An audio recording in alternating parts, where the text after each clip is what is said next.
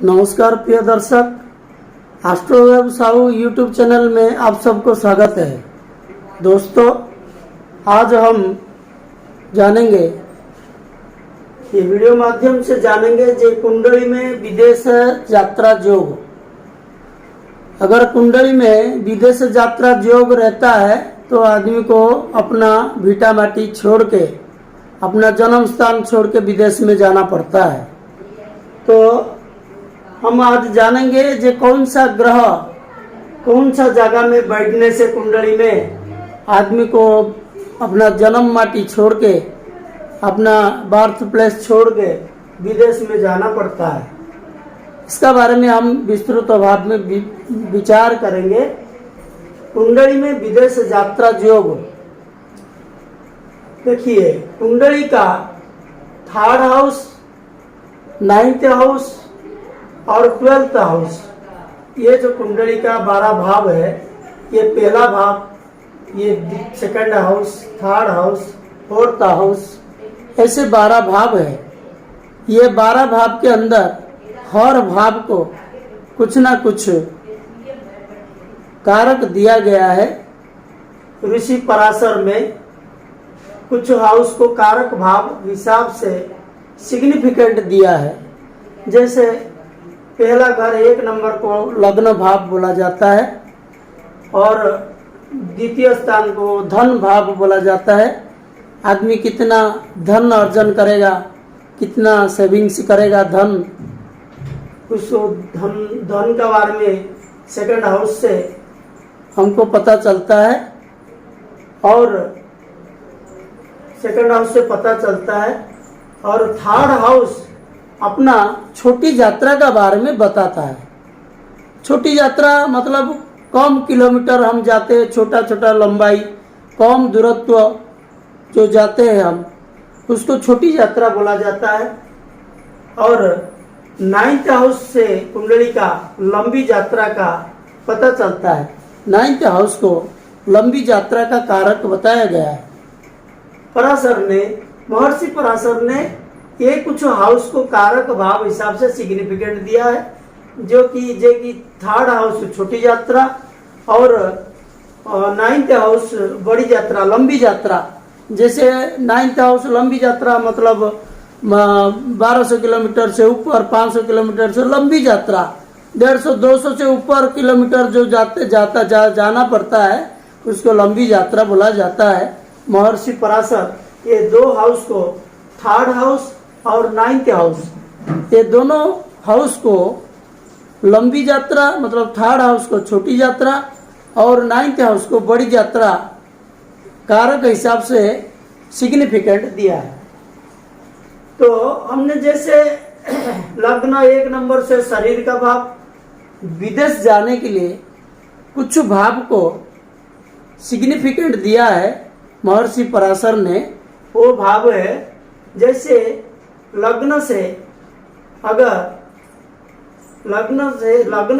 6, 8, 12 ये भाव है, रिलेशन कोई ग्रह बैठा है और 3rd house, 9th house related कोई ग्रह का पीरियड चल रहा है, तो आदमी को विदेश जाना पड़ता है। कुंडली का 6, 8, 12 ये भाव को विदेश जाने का कारण बताया है। ये जो 6, 8, 12 है ना, ये विदेश जाने का कारण, मेन मुख्य कारण। और primary 3rd house, 9th house और 12th हाउस विदेश जाने का मुख्य हाउस बताया। मतलब किसी का अगर 3rd हाउस में प्लैनेट, 9th हाउस में, 12th हाउस में प्लैनेट देखने को मिलेगा। अगर 9th, 3rd और 12th हाउस रिलेटेड प्लैनेट कोई घर में 6, 8, 12 में जाएगा तो आदमी को विदेश जाना पड़ता है। तो उसको हम विस्तृत भाव में समझने की कोशिश करेंगे कुंडली का माध्यम से। 9th हाउस को लंबी यात्रा कारक, 3rd हाउस को छोटी यात्रा का कारक माना जाता है। वो हिसाब से 4 नंबर को माता का कारक माना जाता है। था 4th हाउस जो है ना, अपना बर्थ प्लेस, जन्म स्थान। अगर 4th हाउस रिलेटेड प्लानेट कोई जाके व्यय में बैठ गया, भाग्य में बैठ गया, नहीं तो 6, 8, 12 में बैठ गया, तो आदमी को विदेश जाने को मजबूर होना पड़ता है। आदमी कोशिश करता है हमेशा के लिए जे अपना जन्म स्थान में रहने के लिए, लेकिन कुछ आदमी का कुंडली में ग्रह का स्थिति ऐसे बनता है जो कि उसको विदेश में जाने के लिए मजबूर होना पड़ता है, और उसका मन विदेश जाने के लिए चाहता है और वो विदेश जाता है।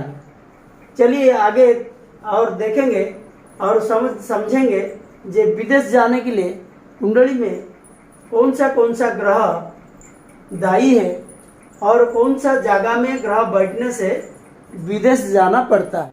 देखिए, ये जो कुटुंब स्थान से आदमी दूर जाता है, ये द्वितीय स्थान से कुटुंब स्थान विदेश जा रहे हैं, मतलब अपना कुटुंब, अपना परिवार से दूर जा रहे हैं। जो अपना भारत है वो भारत का परिवार है, उससे दूर जा रहे हैं। तो कुटुंब स्थान, ये धन स्थान को कुटुंब स्थान बोला जाता है। ये धन स्थान से दूर जा रहे हैं, तो धन स्थान से 6, 8, 12 का कोई संबंध अगर आता है तो आदमी को विदेश जाना पड़ता है। ग्रह अगर धन स्थान से 6, 8, 12 रिलेशन में बैठेगा, 6, 8, 12 मतलब मान लो द्वितीय स्थान से हम 6 घर आगे गिनेंगे तो 1, 2, 3, 4, 5, 6, ये 7th प्लस आ रहे। और द्वितीय स्थान से अगर 8 घर आगे गिनेंगे, 1, 2, 3, 4, 5, 6, 7, 8 भाग्य स्थान आ रहा है। इसीलिए भाग्य स्थान को आदमी को दूर यात्रा जाने का संयोग बनता है, बोला जाता है। जैसे कोई आदमी का 6, 8, 12 रिलेटेड ग्रह 9th प्लेस में बैठेगा तो आदमी को बहुत दूर जाना पड़ता है। ऐसे हम डिसाइड करते हैं जे कुंडली में ग्रह भाग्यस्थान में, धन स्थान से धनाधिपति अगर भाग्यस्थान में बैठेगा तो आदमी को बहुत दूर जाना पड़ता है, विदेश जाना पड़ता है। और 3, 9 जैसे, और 4th प्लेस भी अपना जन्म स्थान होता है। 4था स्थान अपना जन्म स्थान, जैसे हम इंडिया में है तो अपना चौथा स्थान इंडिया है। हम इंडिया छोड़ के अगर विदेश में साउथ कोरिया जाएंगे, अमेरिका जाएंगे, तो चौथा स्थान से अगर 6, 8, 12 का कोई रिलेशन ग्रह अगर अष्टम में, व्यय में, 6 में, व्यय में बैठेगा तब आदमी को विदेश जाना पड़ता है। जैसे चौथा जगह से अगर आप 6 घर आगे गिनेंगे, जैसे 1, 2, 3, 4, 5, 6 भाग्यस्थान आ रहा है। अगर चौथा स्थान से 8 घर, चौथा स्थान से 9 घर आगे गिनेंगे, 1, 2, 3, 4, 5, 6, 7, 8, 9, तो 12वां घर आ रहा है। पर ऋषि पराशर में कुंडली में बताया अगर 6, 8, 12 रिलेशन में कोई भी ग्रह बैठता है कुंडली में तो आदमी को विदेश जाना पड़ता है। अच्छा, उससे 3, 3rd हाउस, 9th हाउस और व्यय भाव को विदेश जाने का प्राइमरी हाउस बताया है। 3rd हाउस, 9th हाउस और व्यय, ये घर का कुंडली में ये तीनों घर को मुख्य घर बताया ऋषि पराशर ने। तो 3, 9, 12 विदेश जाने का प्रिंसिपल हाउस है, और 7th, 8th सेकेंडरी हाउस है। जैसे यहाँ से हमने गिना तो 7th प्लस 6 तक गिना तो 7 नंबर हाउस आया, और यहाँ से 8 गिना तो 9 नंबर आया। इसका मतलब 7th प्लस और 9th प्लस को विदेश जाने का प्राइमरी हाउस नहीं बोला है, सेकेंडरी हाउस बोला। सेकेंडरी हाउस मतलब आदमी को अगर कम दूर जाना है तो सेकेंडरी हाउस में ग्रह अगर बैठा है 7th प्लस में 9th प्लस में, तो हम डिसाइड करते हैं 7th प्लस विदेश 7th और 8th सेकेंडरी हाउस। 7th और 8th प्लस में ग्रह अगर बैठा है तो उसको हम सेकंड में डिसाइड करते हैं। पहला नंबर में तो प्रिंसिपल हाउस को देखते हैं 3, 9, 12। सेकंड पोजीशन में सेकंड नंबर में देखते हैं 7 और 8 प्लस।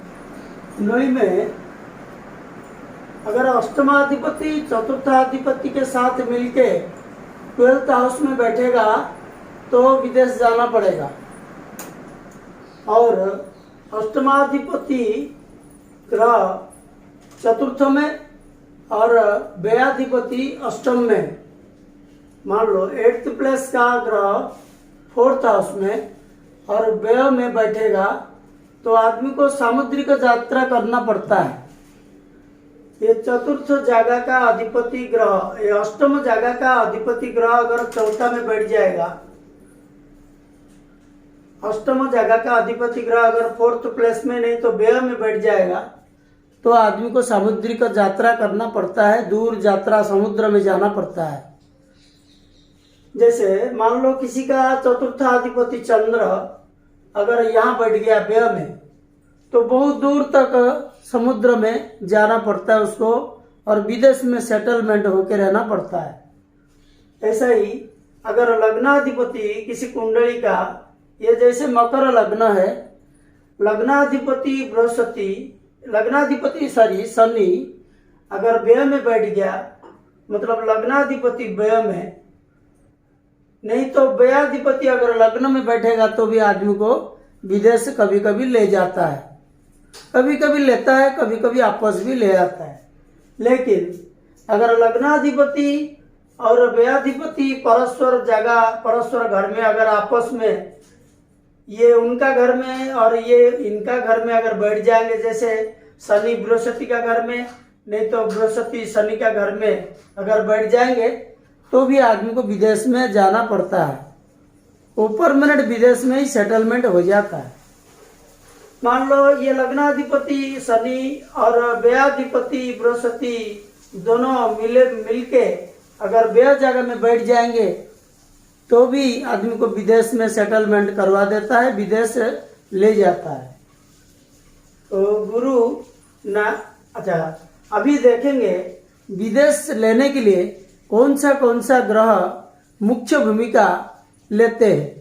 जैसे विदेश भेजने का ग्रह में राहु, केतु, शनि, ये 100% रेस्पॉन्सिबल बन जाते हैं जो आदमी को विदेश में लेने के लिए।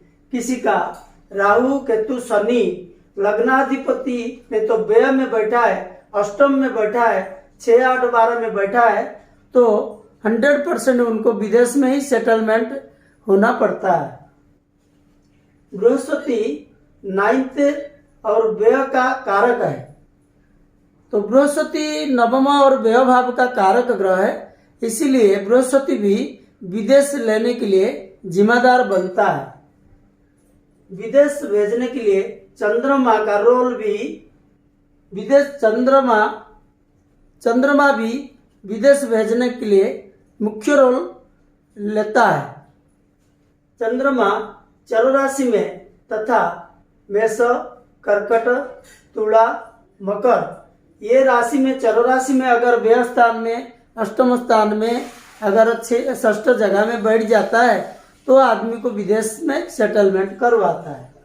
क्योंकि चंद्रमा चंचल ग्रह है, वो विदेश में चंचल ग्रह है और चर राशि मतलब जलचर राशि का ग्रह है, इसीलिए वो दूर तक ले जाता है। चर राशि दूर मतलब विदेश यात्रा का मुख्य कारण बन जाता है। लग्नाधिपति व्यय में और व्ययाधिपति अगर लग्न में क्षेत्र विनिमय होते हैं तो आदमी को विदेश जाना पड़ता है। ऐसे कुछ ग्रह का कंडीशन है मैंने बताया, जैसे मुख्य रोल में राहु, केतु, शनि और बृहस्पति, चंद्र, ये 5 ग्रह विदेश भेजने के लिए मुख्य भूमिका लेते हैं। और 6, 8, 12 और 3, 9 ये संपर्क में अगर कोई भी मतलब व्यय में तृतीय, अष्टम, षष्ठ ये जगह में अगर ग्रह बैठा है तो आदमी को विदेश में सेटलमेंट करवा